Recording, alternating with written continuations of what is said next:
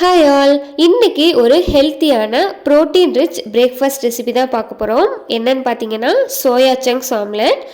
இதுக்கு ஃபஸ்ட்டு ஒரு பவுலில் கொஞ்சமாக சோயா சங்க்ஸ் எடுத்துக்கிட்டேன். இதில் கொஞ்சமாக ஹாட் வாட்டர் ஊற்றிட்டு ஒரு 15 நிமிஷத்துக்கு ஊற விட்டுருங்க.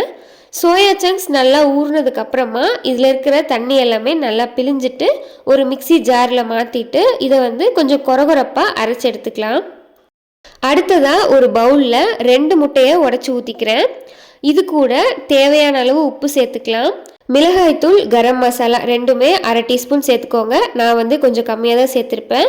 இது கூட 1/4 டீஸ்பூன் மிளகுத்தூள், 1/4 டீஸ்பூன் இஞ்சி பூண்டு பேஸ்ட் சேர்த்து நல்லா கலந்துட்டு நம்ம அரைச்சி வச்சுருக்க சோயா சங்க்ஸ், பாதி வெங்காயத்தை நல்லா பொடியாக கட் பண்ணி ஆட் பண்ணிக்கிட்டேன். கொத்தமல்லி, கருவேப்பிலை கொஞ்சமாக நல்லா பொடியாக கட் பண்ணி ஆட் பண்ணிவிட்டு நல்லா மிக்ஸ் பண்ணிக்கலாம். தோசைக்கல் காஞ்சதுக்கப்புறமா நல்லா ஸ்ப்ரெட் பண்ணி விட்டுட்டு கொஞ்சமாக எண்ணெய் சேர்த்துக்கோங்க. ஒரு சைடு வெந்ததுக்கு அப்புறமா திருப்பி போட்டு நல்லா வேக வச்சு எடுத்துக்கலாம்.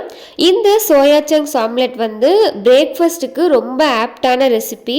ஒருத்தர் சாப்பிட்றதுக்கு இது கரெக்டான அளவு, நல்லா ஃபில்லிங்காகவும் இருக்கும், டேஸ்ட்டுமே ரொம்ப நல்லா இருக்கும்.